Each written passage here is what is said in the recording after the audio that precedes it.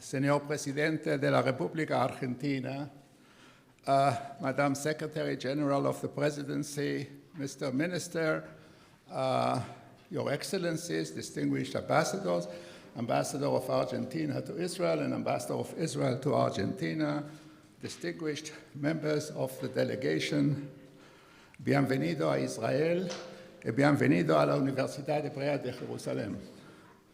Mr. President, you could not have chosen a more meaningful and appropriate time to visit us here on Mount Scopus. Tomorrow, we'll be joined by hundreds of our friends from around the world who will be coming to Jerusalem to mark a momentous occasion, the centennial celebration of our university during our annual Board of Governors meeting. It will be time to reflect and time to honor our legacy of 100 years of academic excellence.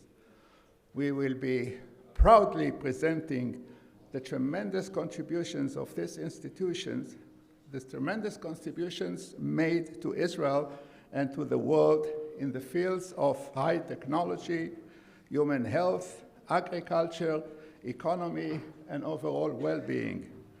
These achievements are a testament to our enduring mission to make the world a better place to live in. Yet, even at a time where we mark our centennial, our hearts and minds remain someplace else. It has now been 614 days since that horrific day of October 7, 2023. 53 of our children, brothers, and sisters still remain in captivity in the dungeons of Gaza. Together with you, Mr. President, we continue to hope and pray and work for their immediate release. We will never forget your solidarity visit in the aftermath of the October 7th tragedy. Quite a number of victims and hostages are of Argentinian descent. And your friendship and unwavering support during these critical times will always be remembered and cherished, Mr. President. I now want to call on the president of our university, President Asher Cohen, to come forward to officially welcome you. Mr. President, please.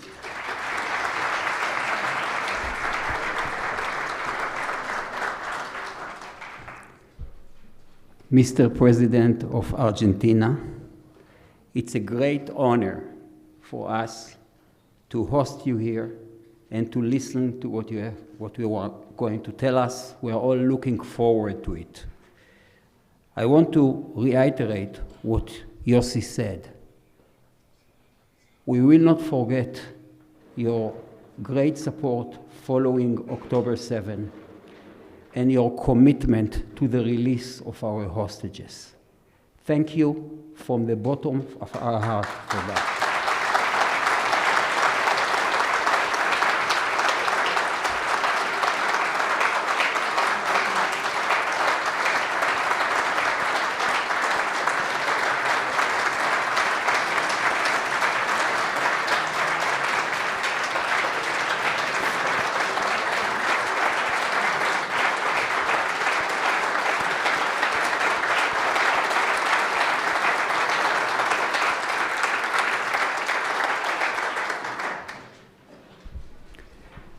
And now, I have the feeling that you didn't come to hear me, but to hear the President of Argentina.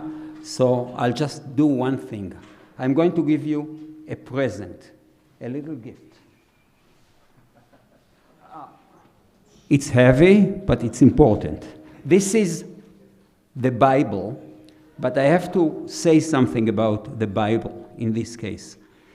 Many experts of the Hebrew University worked for decades in order to create the original, authentic text of the Bible, because there are several of those. This is the authentic text. This is where our President of Israel, swears on when he comes to his position, and I would like to give you this as a present.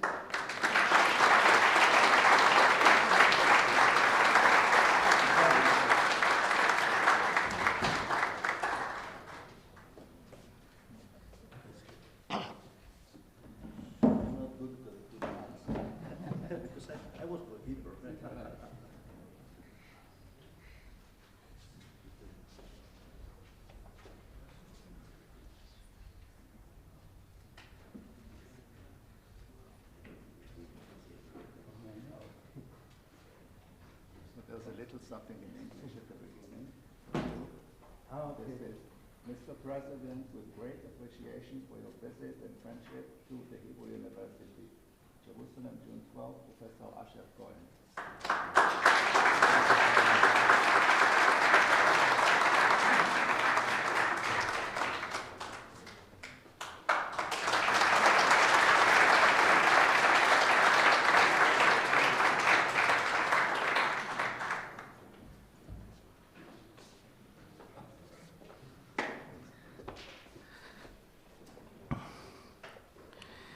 Buenos días, muchísimas gracias a todos los aquí presentes.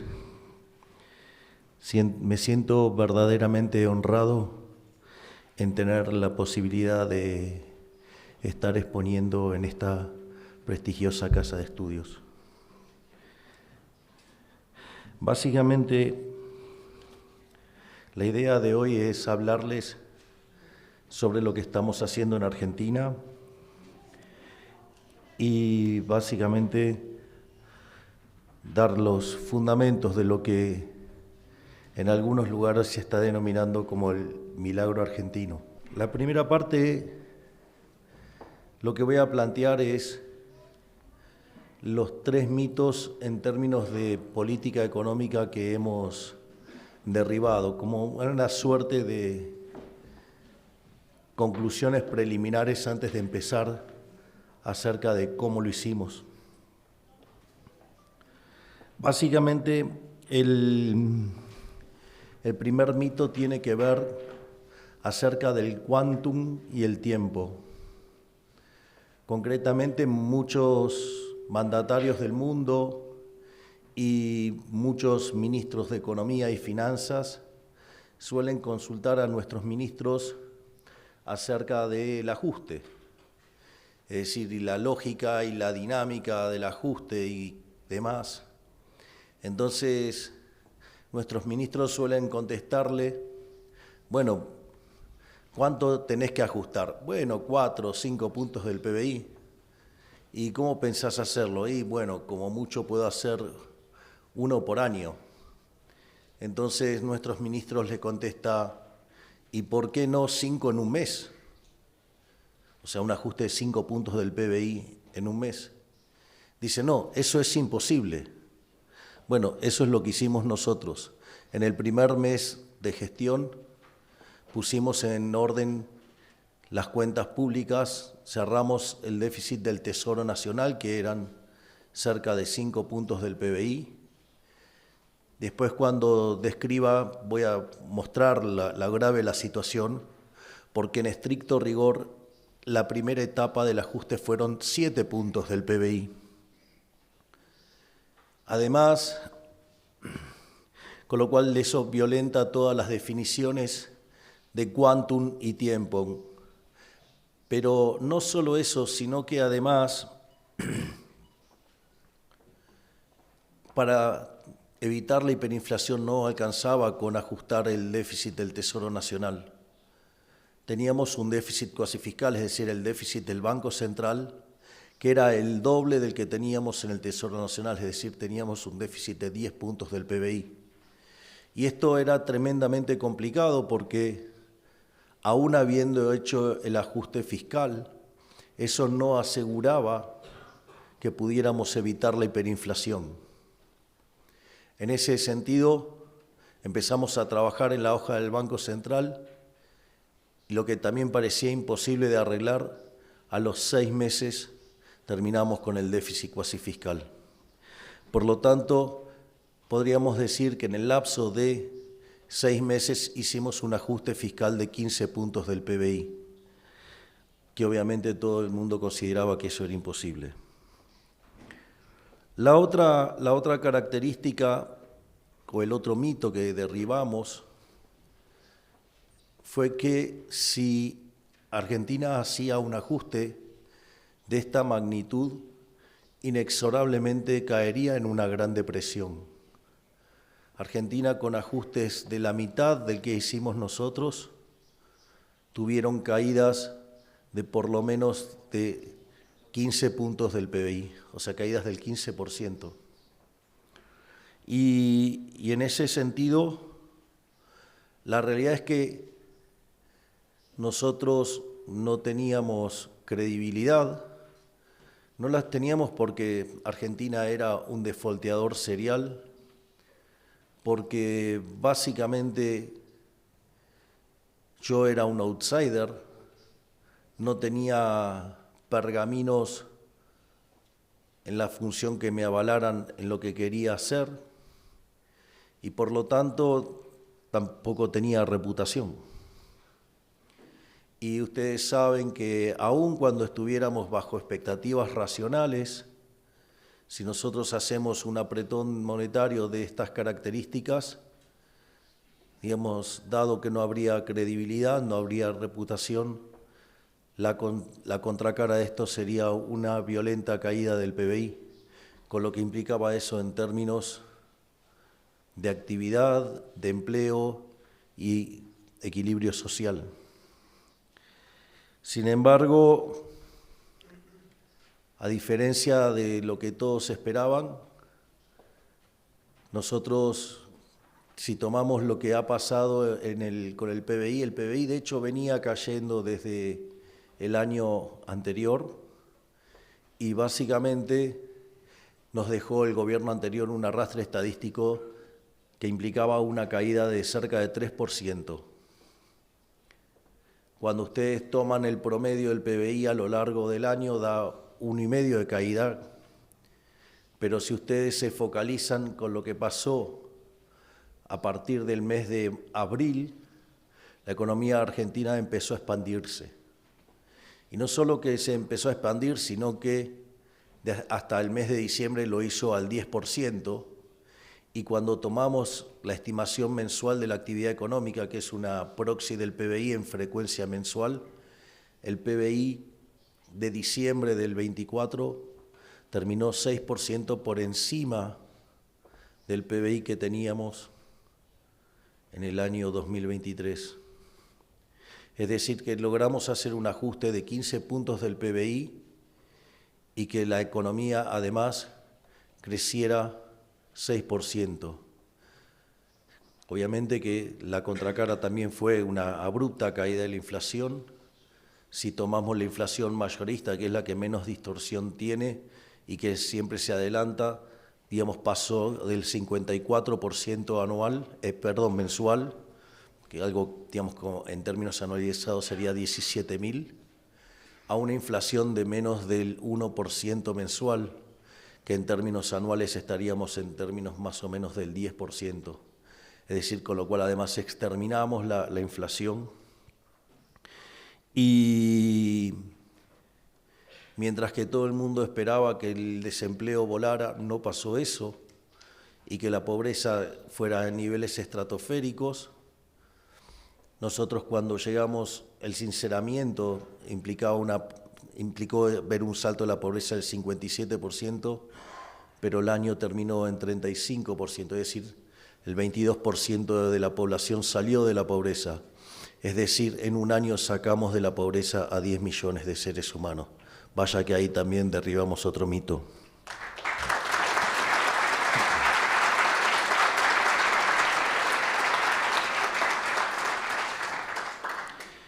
Y el tercer término es que el ajuste es impopular. Y ahí, digamos, ya era más que una cuestión de contar con con ministros brillantes, porque la verdad es que soy un agradecido a las fuerzas del cielo por haberme permitido armar un equipo de excelencia como el que tengo, donde cada uno de los ministros son descollantes en sus respectivas áreas, pero había que tomar la decisión de poner todo lo que teníamos como capital político, porque es lo más probable que frente a un ajuste de esta envergadura, se limara la popularidad. Y en ese sentido, el triángulo de hierro, es decir, mi hermana Karina Milei, que está presente aquí,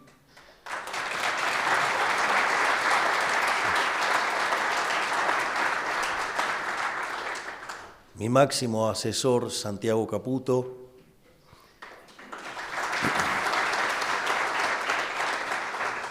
y yo en esa mesa chica, donde se termina de cocinar todo y que a uno le toca estar sentado en la silla eléctrica, la decisión fue, nosotros vinimos a hacer lo que había que hacer y que estábamos dispuestos a pagar los costos de hacer lo correcto. De hecho, preferíamos que nos echaran a patadas por hacer lo correcto a terminar volando por los aires por no hacer lo que había que hacer y tener que arrepentirnos toda la vida por no haber hecho lo que siempre dijimos que teníamos que hacer.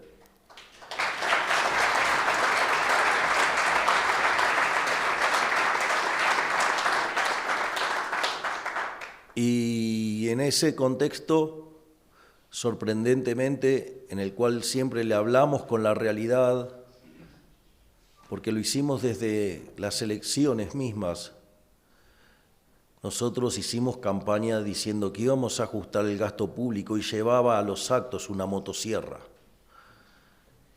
No solo eso, sino que además decía que básicamente quería eliminar el Banco Central, había una competencia de monedas, lo cual la popularización de la medida se pensó como una dolarización y entonces llevaban a los actos de campaña billetes de $1, enormes con mi rostro. Y además siempre hablé de hacer las reformas pro mercado. También fui muy claro en nuestra política de seguridad. En materia interna dije que el que las hace las paga, y vaya que hemos dado cuenta de que las hace las paga.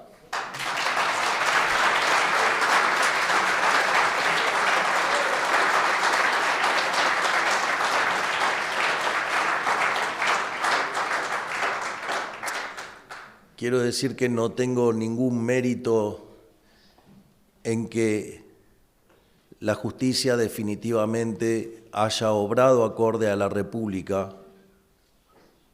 Es todo mérito del Poder Judicial, de la Corte Suprema.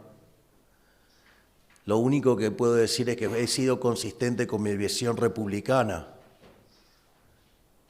y dejé que los jueces actuaran libremente. Es decir, al ser el primer presidente que no interfiere en la justicia, los resultados están a la vista. La justicia hizo justicia.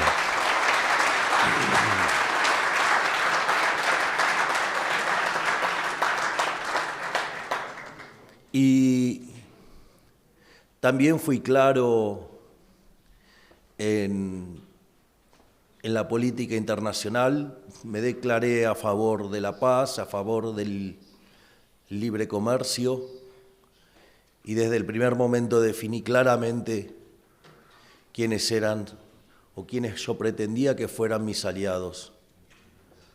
Y esos aliados que yo dije que iba a abrazar son los Estados Unidos y Israel.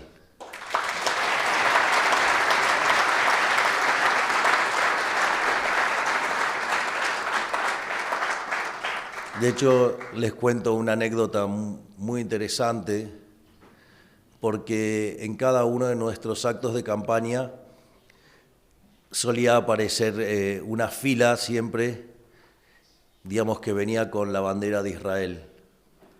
Digo, hay casos más emblemáticos porque, digamos, fueron banderas muy grandes, como el caso de Mendoza o como el caso, digamos, de lo que fue Santa Fe, que verdaderamente eran muy grandes las banderas y que en la camioneta en la cual me movía, digamos, la íbamos llevando. Pero el caso más estremecedor de todos fue algo que pasó en el conurbano bonaerense, en un lugar muy, muy humilde, muy postergado. Y es una bandera que me regaló un chico, hecha sobre un paño blanco, con las 2 barras azules y con la estrella hecha a mano. Obviamente no es como las otras, pero tiene tanto sentimiento, así es que nadie se debería sentir engañado por mi política internacional.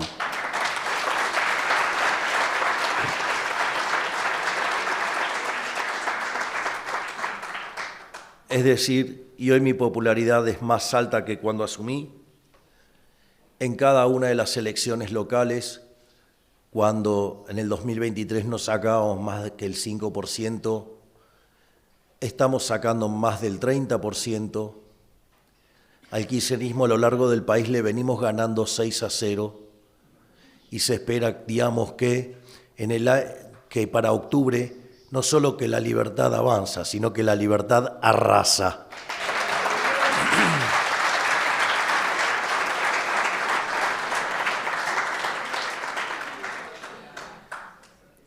Dicho esto, que son todos los mitos que hemos derribado y... gracias.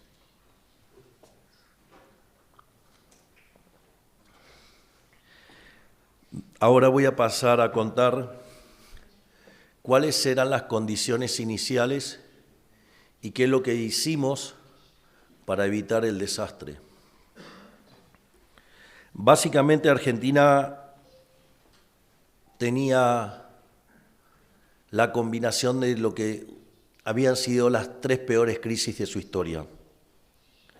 Básicamente tenía un desequilibrio monetario, digamos, para los que entienden de temas monetarios, había un money overhang, ¿sí? Que básicamente era el doble del que teníamos en la previa del Rodrigazo. En aquel momento, liberar el mercado de cambios implicó sextuplicar la tasa de inflación, por lo tanto, estábamos para multiplicarla por 12, solamente, digamos, por el efecto del sobrante monetario.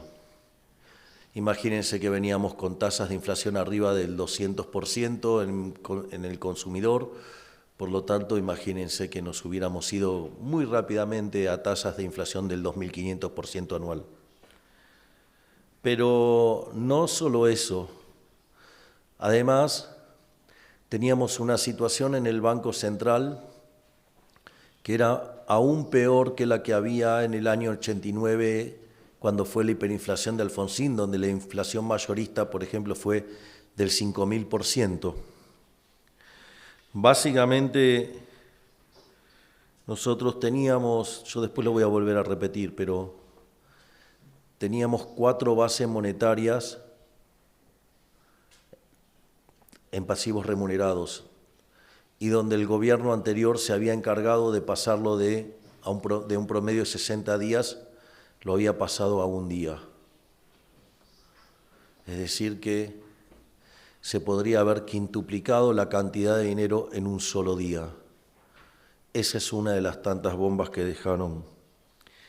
Y además teníamos indicadores de pobreza e indigencia aún peores que los que teníamos en la salida de la convertibilidad en el 2001. Es más, al momento de asumir, la inflación ya se medía en términos diarios y venía dando arriba del 1,5 diario. Es más, la inflación, si bien la inflación al consumidor dio 25%, la inflación en mayoristas, que es la que siempre se adelanta, dio 54%.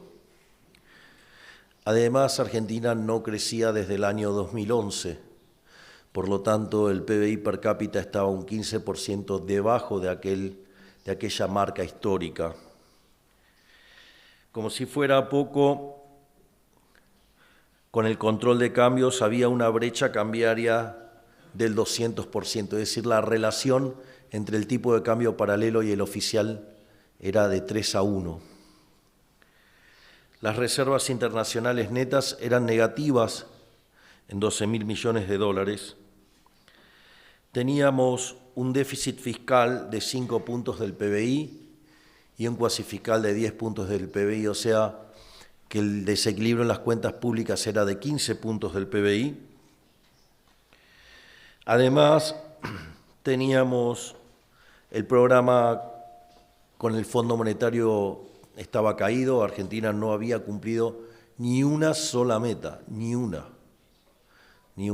Por lo tanto, el programa estaba caído.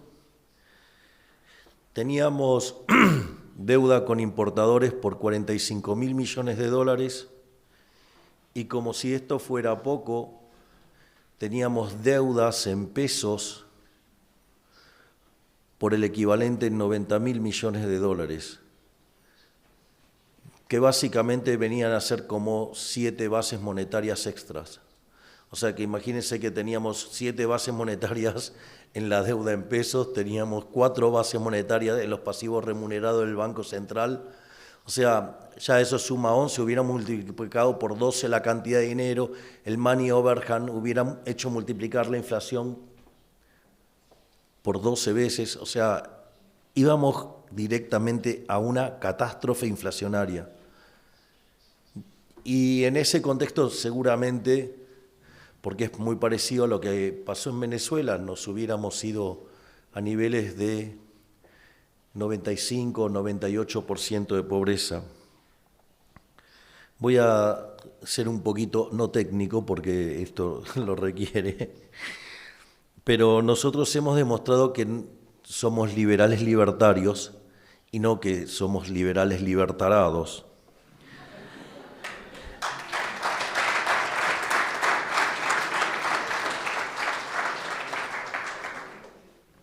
Hago la mención porque algunos anarcocapitalistas radicalizados me acusan de comunista.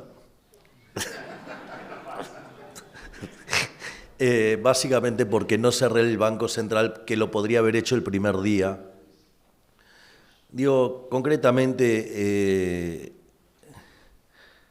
digamos, uno de los que los hace es Hans Gemahope. Y lo que no se da cuenta es que si yo hubiera cerrado el Banco Central el primer día, los pases y la base monetaria son deuda. Y que si ustedes no honran su deuda, el valor de esa deuda se hace cero. Para que el valor del dinero se haga cero, es decir, que los saldos reales se hagan cero, significa que los precios tienden a infinito. Lo señalo porque, digamos, uno tiene el marco normativo y trata, digamos, cada vez parecerse más a ese marco normativo, pero a veces no es tan fácil, a veces demanda tiempo. Y en ese contexto, si nosotros hubiéramos hecho esa estupidez, básicamente hubiéramos desatado una hiperinflación aún peor de la que estoy describiendo, ¿no? En términos monetarios, dados los desequilibrios.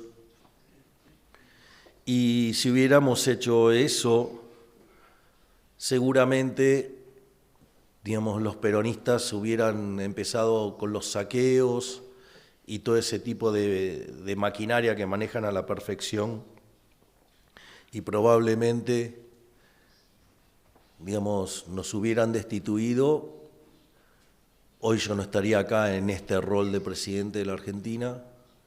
Argentina se parecería muchísimo a la peor versión de Venezuela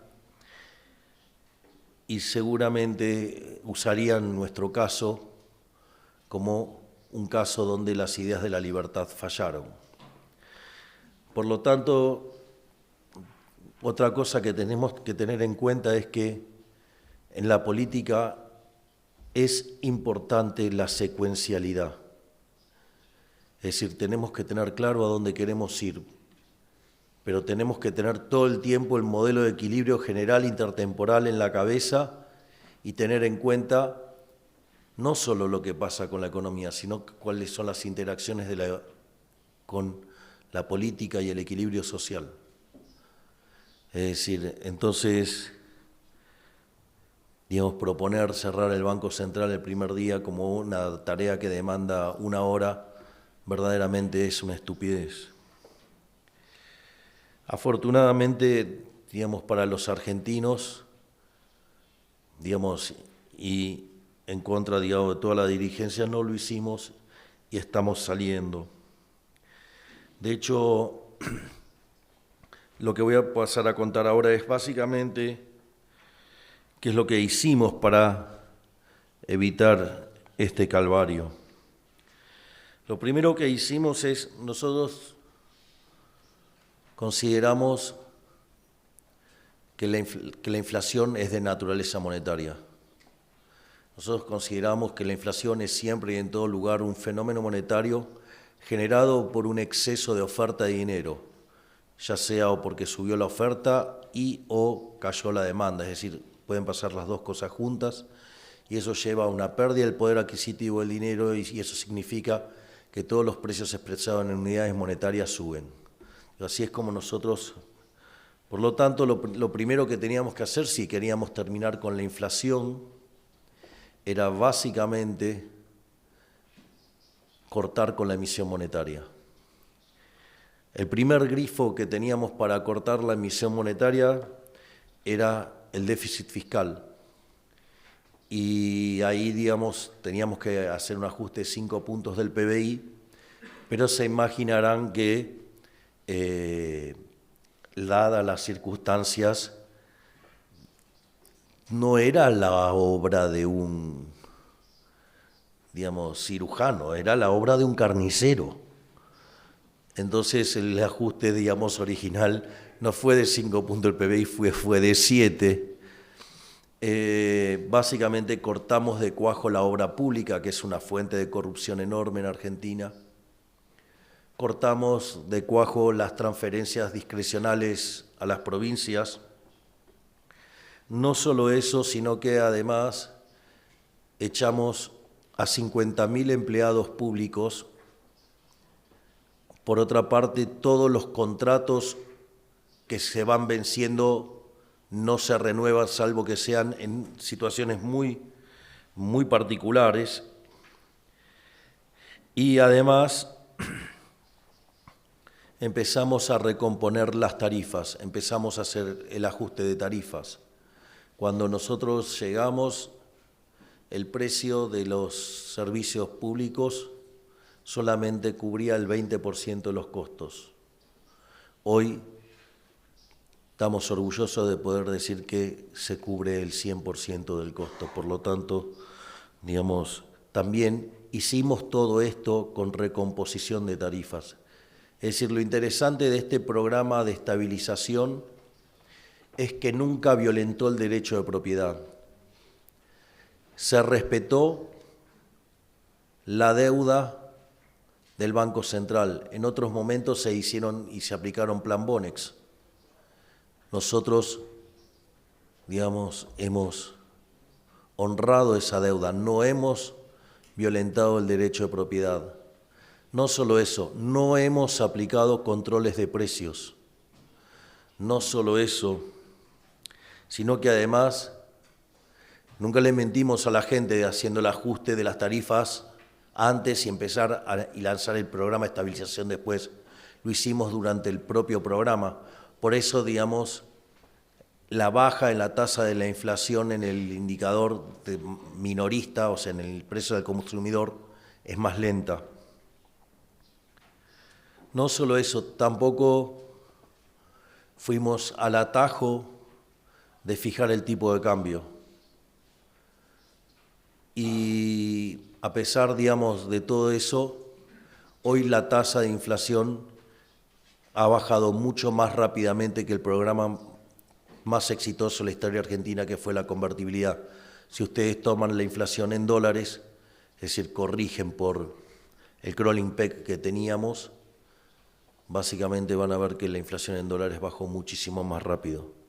Es decir que, en términos de estabilización, el programa diseñado por Toto Caputo, Santiago Bausili y todo el equipo es mejor que el programa de convertibilidad que había diseñado Domingo Cavallo. A su vez,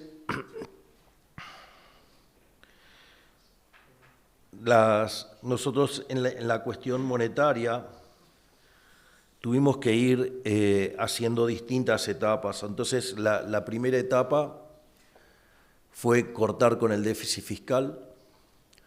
La segunda etapa, entonces, requería ahora cortar con el déficit cuasi fiscal, que es la deuda del Banco Central.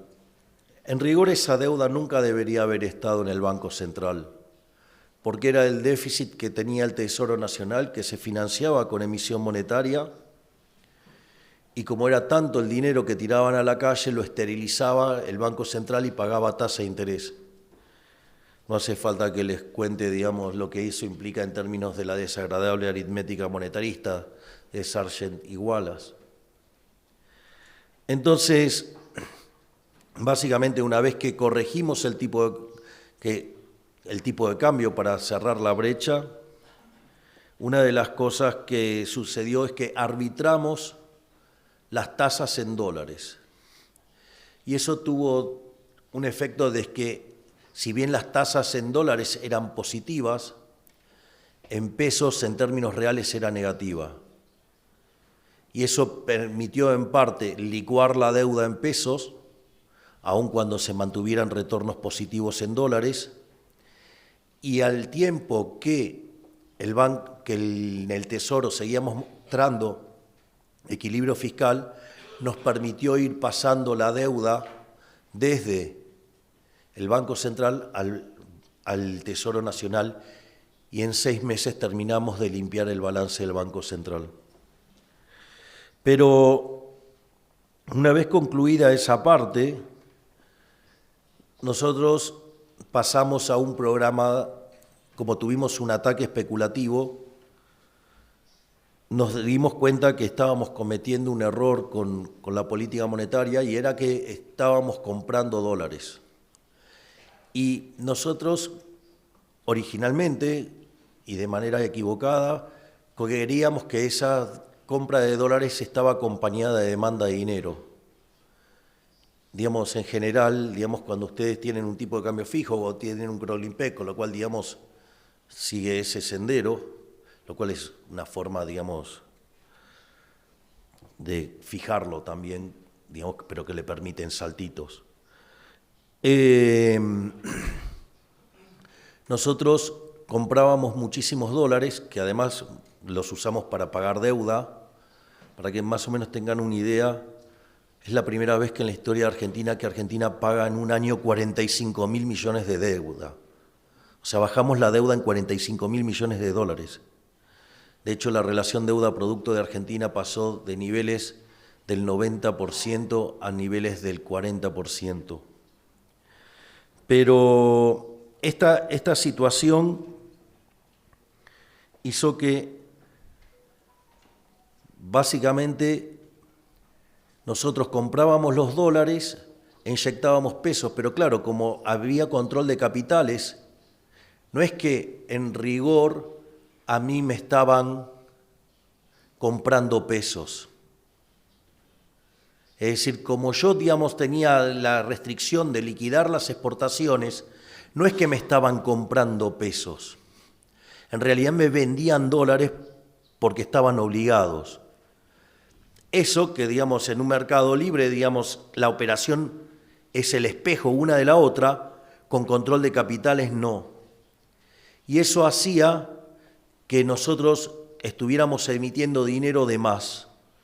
Y eso hacía que la inflación tardara en bajar, lo cual a mí, digamos, me generaba una situación bastante... Se imaginarán que no le tengo mucho apego a la inflación. Y ahí nos dimos cuenta que eso era un error, que nosotros mismos estábamos dándole combustible a la inflación. Entonces pasamos a lo que fue el programa de emisión cero, es decir, base monetaria cero. Y como básicamente estábamos obligando a los exportadores a liquidar, entonces comprábamos los dólares, pero por otra ventana devolvíamos, digamos, en el mercado, y entonces para más o menos que se pareciera en algo a un mercado libre. No es que estábamos saliendo a controlar el tipo de cambio, no, o sea, digamos, mi obsesión era que no creciera la cantidad de dinero. Y así es que la base monetaria amplia, digamos, está fija desde el año pasado. Y si uno considera que los rezagos de la política monetaria en Argentina son entre 18 y 24 meses, yo hoy les puedo asegurar que para mitad del año que viene en Argentina la inflación habrá sido una mala historia, pero que se terminó.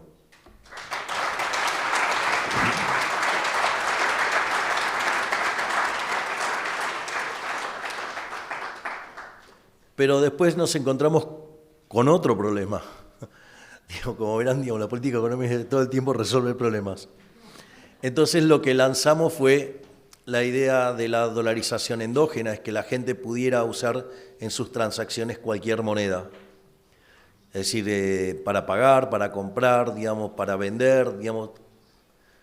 Y porque lo que estábamos empezando a ver es que si nosotros dejábamos la cantidad de dinero fija, si la demanda de dinero se empezaba a recomponer, digamos, porque, a ver, por ejemplo, la base monetaria en términos del PBI estaba en 2,5 puntos.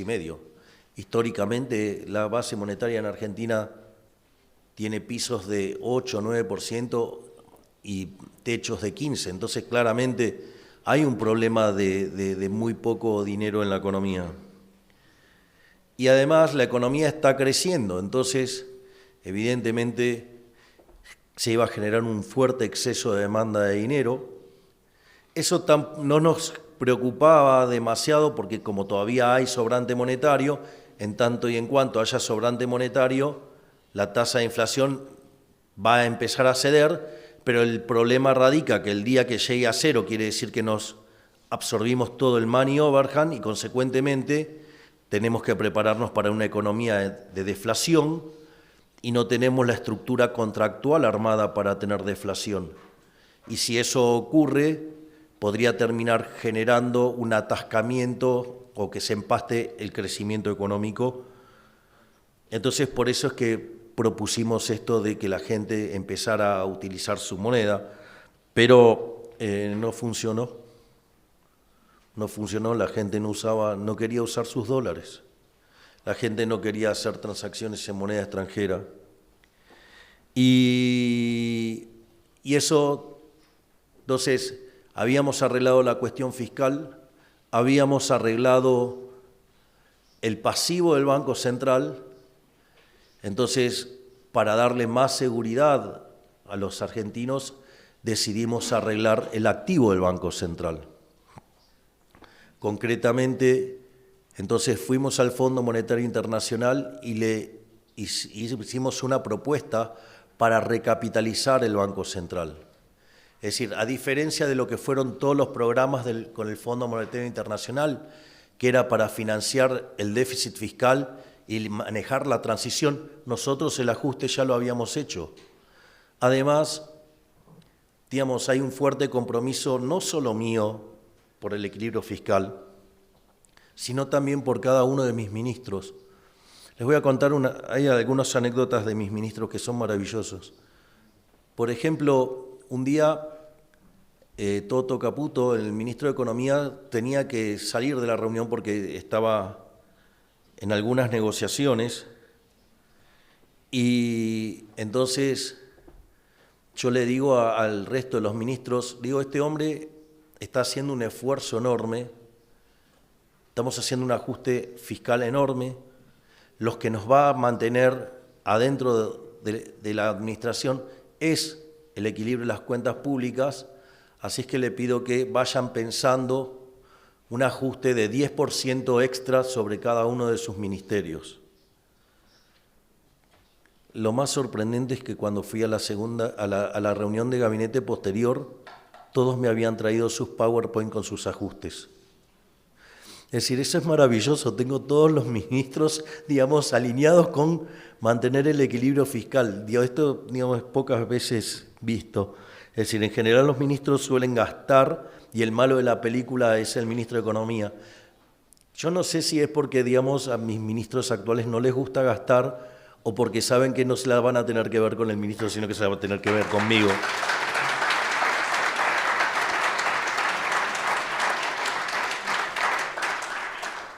Y en ese sentido, una de las cosas que hicieron los gobiernos anteriores, digamos, le colocaban deuda al Banco Central en formato de letras intransferibles, con lo cual instrumentos absolutamente ilíquidos, y se llevaban los dólares. O sea, y si ustedes se fijan, si el valor, digamos, si los saldos reales de largo plazo tienen que tender a cero, o sea, la condición de transversalidad es cero, es decir, yo puedo llegar a, supongamos que lo pongo en un T grande, después lo hacen todo lo grande que quieran, pero si los saldos reales tienen que ser cero, o son cero porque M es cero, o porque P tiende a infinito.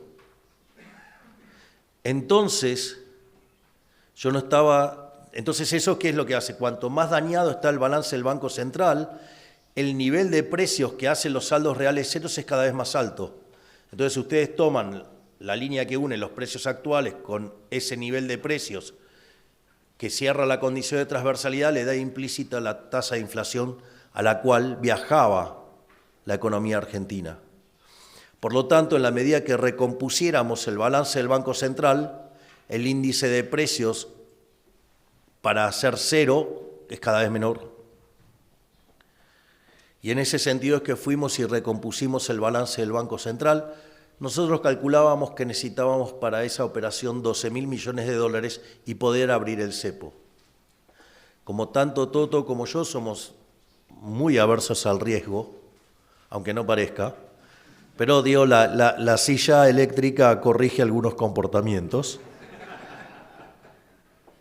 Y en ese sentido dijimos, bueno, vamos a decir que si nos dan 15.000 millones de dólares salimos, así teníamos para tirar al mercado 3.000 millones de dólares. Y bueno, empezamos a trabajar en un acuerdo con el fondo y la verdad es que recibimos un paquete de 20.000 millones de dólares del Fondo Monetario Internacional, 12.000 millones de dólares del Banco Mundial, 10.000 millones del BID, sí, además una RIPO por 2.000 millones de dólares que la sacamos ayer, y además China nos renovó el vencimiento del swap, que eran 5.000 millones de dólares más. Es decir, que el paquete total era básicamente de 49.000 millones de dólares, donde cerca de 20.000 iban a ser cash. Por lo tanto, a diferencia de lo que decía toda la clase política y todos los economistas, que no íbamos a abrir el cepo en un año electoral, fuimos y lo abrimos.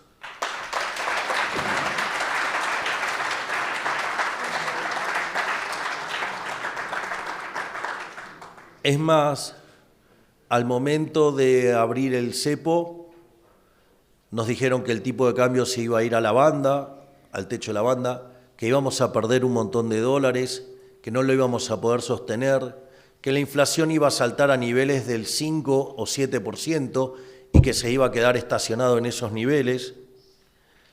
La realidad es que los meses de marzo y abril fueron meses muy duros.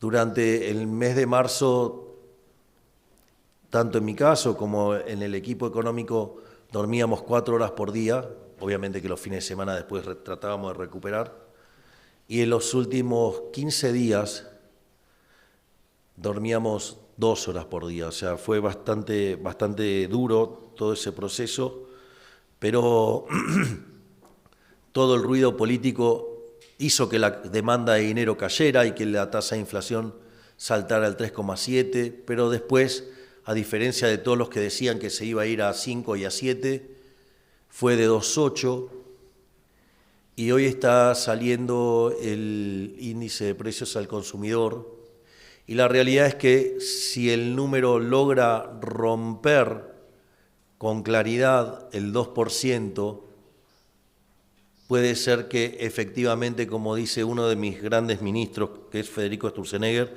la inflación caiga antes que lo que nosotros estamos esperando a mitad de año que viene y que el cero empiece a mostrarse ya a diciembre o sobre el final del año. Así es que la buena teoría económica funciona, pese a que a la política no le guste.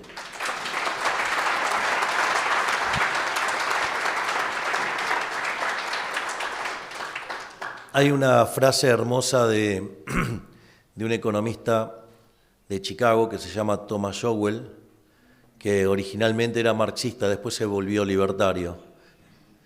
Y dice, la primer ley de la economía es la escasez, es decir, no hay de todo para todos.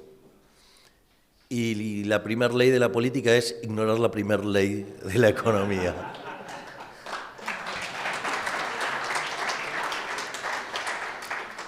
Afortunadamente para la economía argentina y desafortunadamente para los ladrones de la política, yo voy a hacer cumplir la restricción presupuestaria a rajatabla.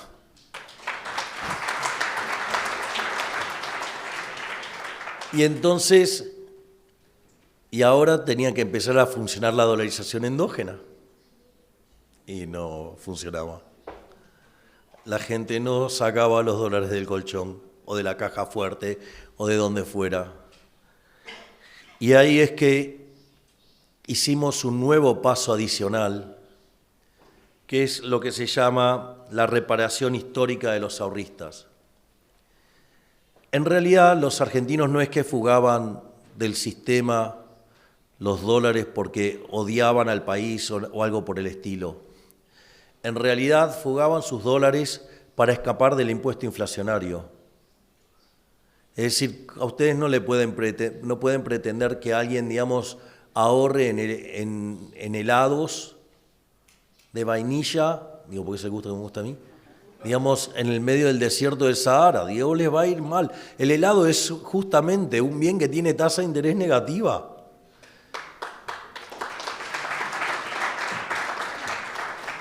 Entonces, los argentinos buscaban cómo protegerse del archivillano ladrón, el máximo ladrón de todos, que es el Estado. Digamos, y uno de sus mecanismos de robos más perversos, que es el impuesto inflacionario. Entonces, esto porque, digamos, en Argentina se hicieron varios blanqueos, pero es como que si hubieran hecho algo malo, y en realidad no hicieron nada malo, solo se estaban escapando del torturador.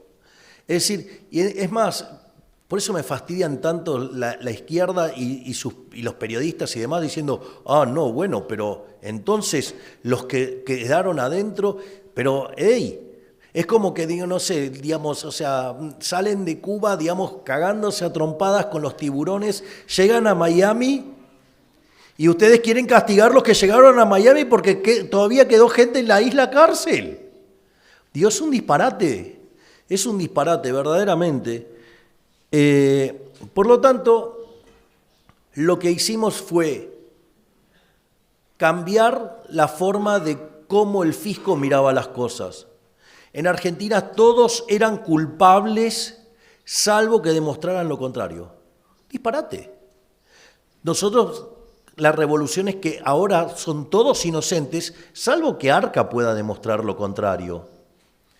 Y eso significa que la gente ahora puede usar sus dólares libremente.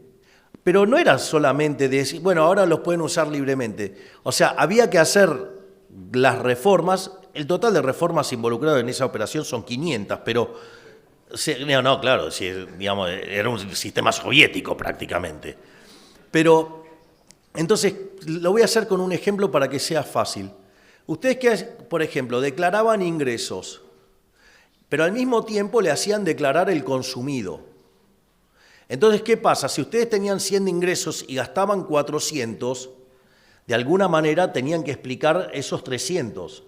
Entonces, le pedían el consumido para detectar si mapeaba con los ingresos. Pero al mismo tiempo le miraban la variación patrimonial. Su patrimonio, en este caso, tendría que estar cayendo 300. ¿Qué es lo que hicimos nosotros? Eliminamos el consumido, eliminamos la variación patrimonial, con lo cual ahora todo el mundo puede gastar sin ningún tipo de problema, que yo no los voy a ir a buscar.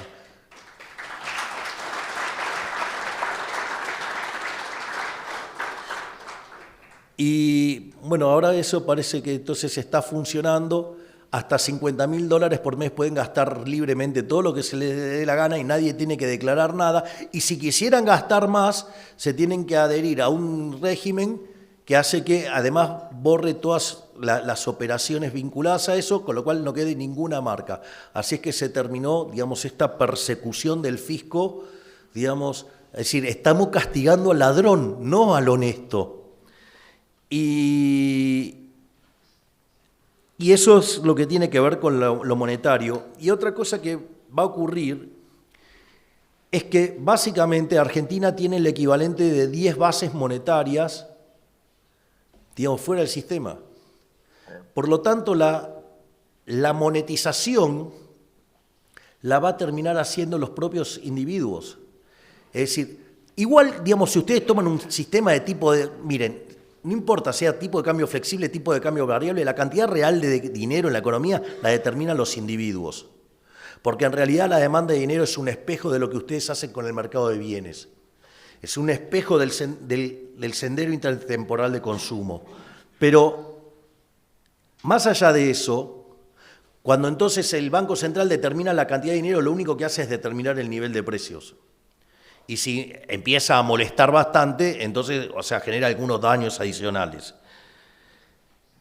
Cuando ustedes tienen tipo de cambio fijos, digamos, esa relación de que la cantidad de dinero la determina la gente todavía es muchísimo más obvia, porque solamente se expande contra la demanda de dinero. O sea, se vuelve mucho más evidente. Ahora, pero lo que pasa es que nosotros no queremos emitir. Nosotros queremos equilibrio fiscal, no queremos emitir dinero, queremos tipo de cambio libre, un balance del Banco Central saneado. Entonces, ¿qué es lo que ocurre? Los dólares, para hacer las transacciones, los tienen que ingresar los agentes cuando se les dé la gana. La monetización va a quedar en manos de los individuos. Y cuando la economía sea lo confiable que amerite para los individuos en relación con las necesidades de cash que tienen, van a ir monetizando. Y eso significa que si hoy yo puedo respaldar toda la base con los dólares que tengo, quiere decir que me voy a ir a una relación 11-1. Es decir, que el sistema va a quedar a un chasquido de dedos de poder ser dolarizado y de poder cerrar el Banco Central. Dicho esto, quiero terminar con dos cuestiones que son muy importantes para el crecimiento y que son cosas, digamos, no convencionales que nosotros hicimos. Una es el tema del capital, digamos, el Ministerio de Capital Humano. Si ustedes revisan la literatura, no voy a arrancar desde Adam Smith, que me encantaría, pero digamos, yo no tengo tiempo, ustedes no tienen tiempo, los que me esperan no tienen tiempo. Entonces, voy a arrancar en 1956. En el año 56, dos autores por separado, Robert Solow y Trevor Swan, desarrollaron lo que se conoce como el modelo de crecimiento económico neoclásico. Ese modelo en el año 57 fue testeado por Solow y solamente pudo explicar el 15%. Es decir, y todo quedaba en el residuo, con lo cual, digamos, el modelo explicaba muy poco. A la luz de eso, desde la Universidad de Chicago, George Stigler sugiere que en realidad ese resultado deriva de no haber contemplado el capital humano. Digo, para los que conocen las cosas que se discutían también en ese momento, también se había hecho la matriz insumo-producto de Estados Unidos y le daba intensivo en trabajo. O sea, había un montón de cosas que, digamos, andaba dando vuelta por el ambiente y que los tenía desconcertados. Entonces lo que dice es que meter el capital humano. Y es que en ese sentido, a nivel microeconómico se desarrolla la teoría del capital humano con Gary Becker y a nivel, digamos, macroeconómico se desarrolla el modelo bisectorial de Usawa, que fue además tutor de tesis de Miguel Sidrowski, digamos, probablemente uno de los 5 economistas argentinos más importantes de la historia, que además Miguel era judío y venía a Israel, digamos, que traían chicos en colonias de vacaciones, y con eso se ganaba la vida. Y después, digamos, se creyó que lo que había que hacer era, digamos, se trataron de emparchar estos modelos, digamos, apareció la regla de oro de Phelps, apareció la versión Cass-Koopman del modelo Ramsey, pero la verdad es que todo quedaba a dedo y la línea que ganó fue la línea de poner el progreso tecnológico en exógeno, con lo cual todo venía explicado afuera del modelo, con lo cual el modelo no tenía mucho sentido, hasta que en el año 83 Paul Romer, en su tesis doctoral, desarrolla la teoría del crecimiento endógena, tutoriado también por un profesor de Chicago, Robert Lucas Jr. Y en ese sentido aparece toda la discusión de crecimiento endógeno y el capital humano. Discusión que termina en el año 89, cuando Mankiw, David Romer y David Weil hacen un testeo empírico incorporando el capital humano y demuestran que 85% del crecimiento ahora podía ser explicado. Por lo tanto, digamos, si uno quiere crecer, le tiene que poner mucho al capital humano. Me parece que estoy en un lugar que justamente da testimonio de eso.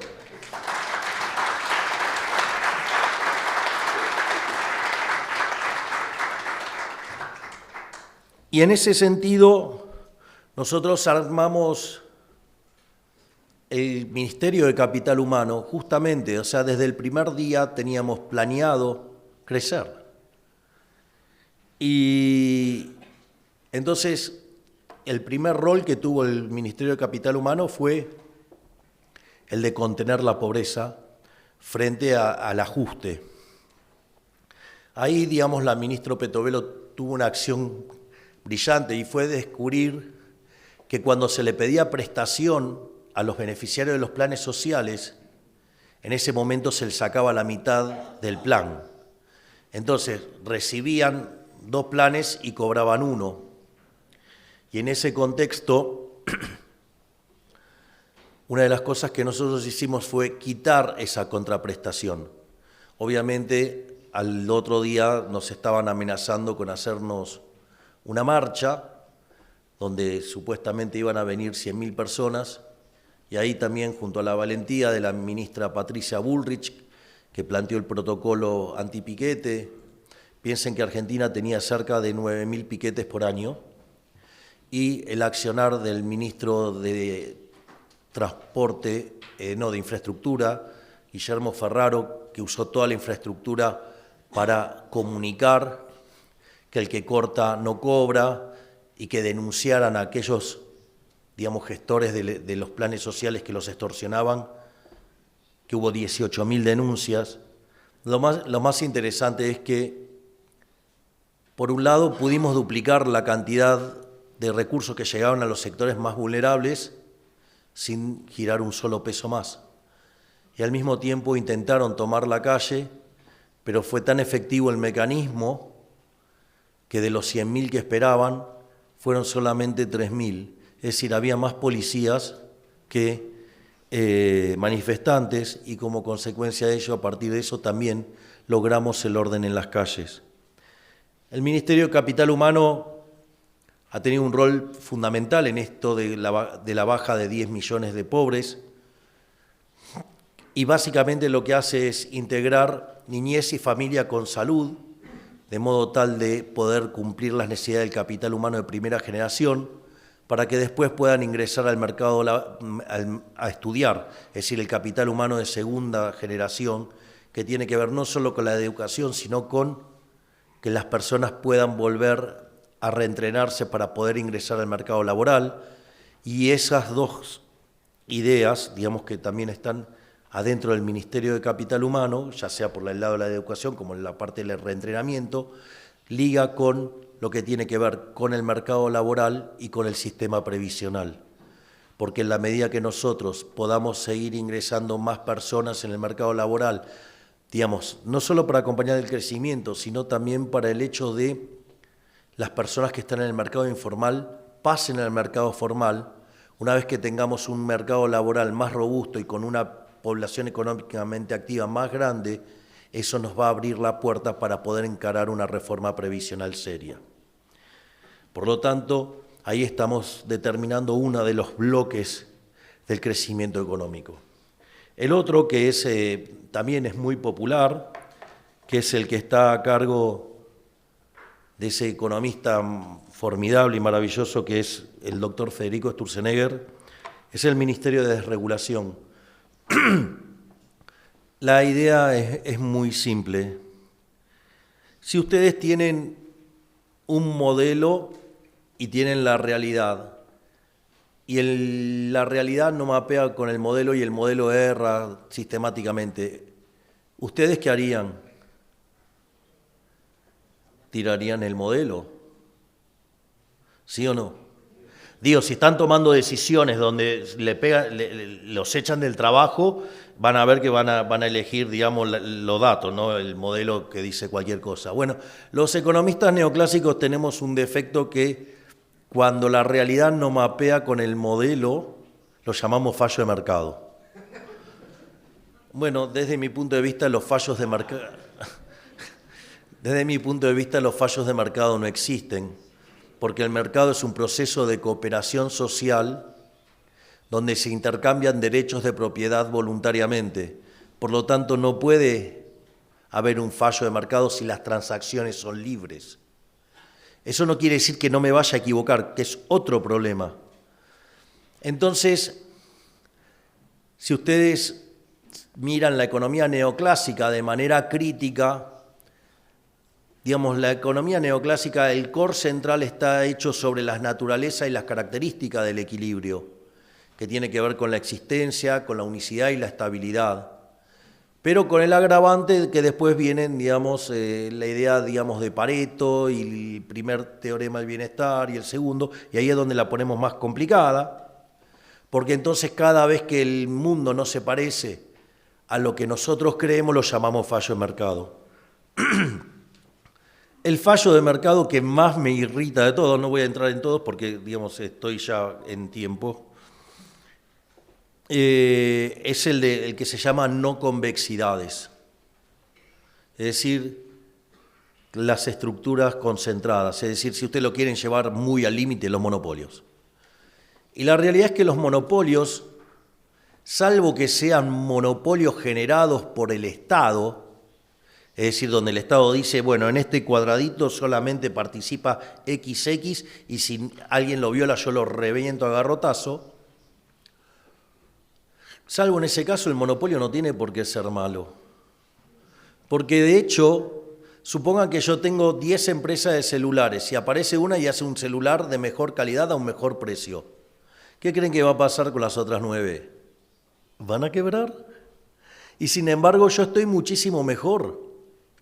Y dicen, no, bueno, pero gana mucha plata. ¿Qué me importa? Si yo ahora tengo un bien de muchísima mejor calidad a un mejor precio, encima me libera recursos para gastar en otro lado.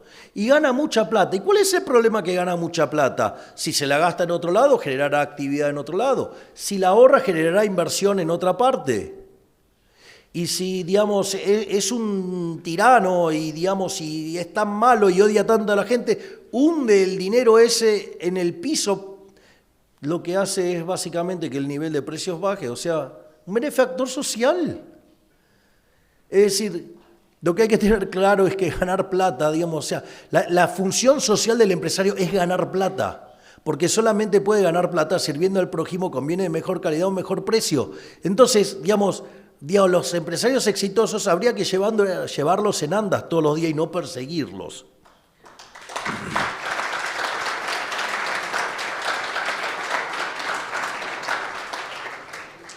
Y en ese contexto, ¿qué es lo que sucede? Como en la economía neoclásica, voy a poner hago un punto adicional. Cuando ustedes se encuentran eso en la economía neoclásica, ¿qué van a hacer? Lo van a regular para que se termine pareciendo a una empresa competitiva.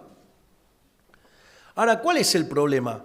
El problema es que si yo lo hago parecer a una empresa competitiva, los rendimientos son constantes a escala. Si ustedes miran, digo, desde la era cristiana, el PBI per cápita en la serie de Madison, van a ver que hasta el 1800 el PBI per cápita está constante.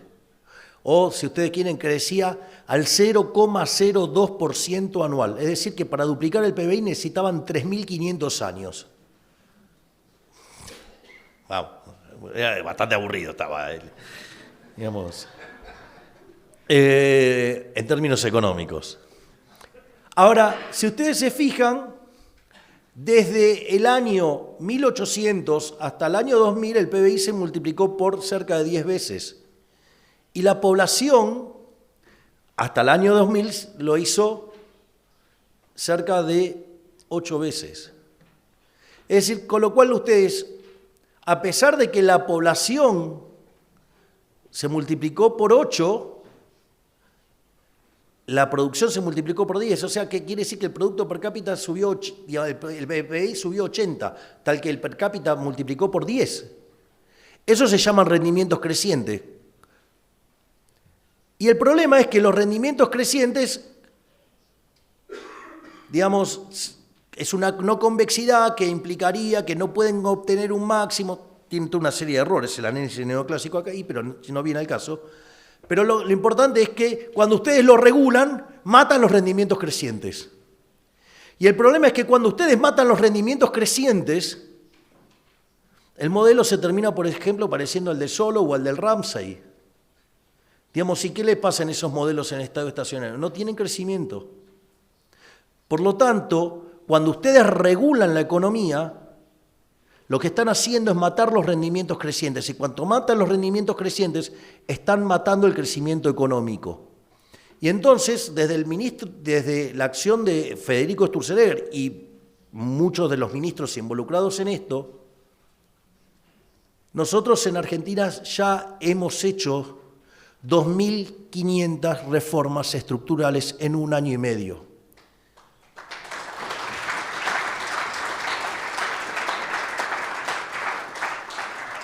¿Y esto por qué es importante? Porque yo les había contado que el programa de estabilización más exitoso de la Argentina, hasta el que hizo Toto Caputo, había sido el de la convertibilidad. Y básicamente hay un trabajo de Gerardo de la Paulera, Bossoli y Irigoyen, que se llama Passing the Buck y muestra, digamos, compara todos los gobiernos de la historia argentina. Y el mejor gobierno de la historia es el primer gobierno de Menem, donde básicamente fue la convertibilidad más 100 reformas estructurales. Nosotros tenemos un programa de estabilización mucho más exitoso que la convertibilidad y 25 veces más de reformas estructurales. Por lo tanto, no tengo ningún pudor en decirle que somos el mejor gobierno de la historia. Muchísimas gracias.